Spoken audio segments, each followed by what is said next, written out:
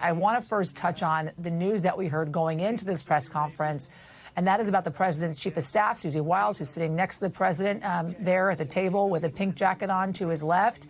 I'm talking about the fact that she has now been diagnosed with early stage breast cancer. Walk us through what more we know about Susie's condition. Yeah, Yasmin, this was a sort of a bombshell here at the White House that Susie Wiles, who's been the president's most trusted and closest aide since his time after leaving the White House after his first term, has been diagnosed with early stage breast cancer. The president, whose information is really all we have to go on at this point, described her prognosis as excellent and said she will remain at the White House for the vast majority of the time she's undergoing treatment.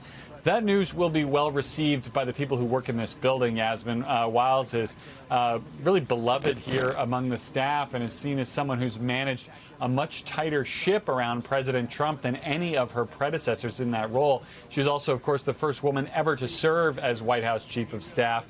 And her presence here with the president was not something that was originally scheduled. That placard there with her name at it was added just moments before the president came out. So we may get hear more from the president about Wiles and her service, which the president says will continue. We thank you for watching. And remember, stay updated on breaking news and top stories on the NBC News app or watch live on our YouTube channel.